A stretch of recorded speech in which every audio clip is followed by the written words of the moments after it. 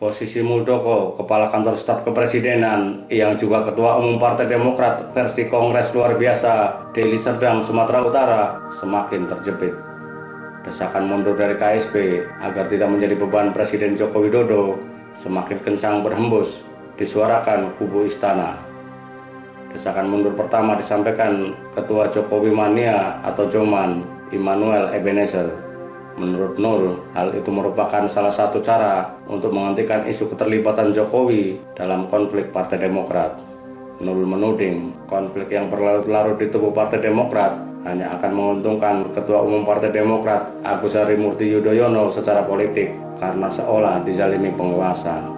Desakan agar Muldoko mundur dari KSP juga disampaikan penggiat media sosial Ade Armando.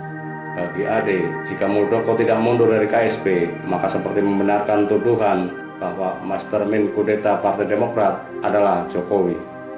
Dua partai istana, yakni Gerindra dan Nasdem, juga menyuarakan hal yang sama. Kawendra Lukistian menyarankan jika Muldoko tidak mundur dari KSP, maka sebaiknya Presiden Jokowi memecatnya. Kawendra menganggap tindakan Muldoko mengkudeta Demokrat sangat memalukan. Sementara politisi Partai Nasdem, Irma Suryani Caniago, tegas meminta Muldoko mundur dari KSP agar Presiden Jokowi tidak terseret kisruh Partai Demokrat. Kasihan Presiden, nanti kena fitnah lagi, kata Irma yang meyakini manuver politik Muldoko merupakan keinginan pribadi. Jika melihat konstelasi politik saat ini, di mana kubu istana, pengamat dan para penggiat demokrasi menuntut agar Muldoko mundur dari KSP, maka pilihan yang tersedia bagi Muldoko sangat sempit. Pilihan yang tersedia tinggal mundur dari KSP atau dari posisi Ketua Umum Demokrat versi KLB. Opsi mana yang akan dipilih Muldoko? Jika melihat skenario sejak awal, tampaknya Muldoko hanya akan mundur dari KSP jika kepengurusan Demokrat versi KLB disetujui Menteri Hukum dan HAM Yasona Laoly. Namun meski terlihat marah dengan tudingan AHY dan Ketua Majelis Tinggi Demokrat yang juga mantan Presiden RI ke-6 Susilo Bambang Yudhoyono, namun Yasona memberikan pernyataan yang dapat ditafsirkan tidak berpihak pada Muldoko. Menurut Yasona, pihaknya akan menggunakan ADART Partai Demokrat untuk menilai kubu mana yang sah.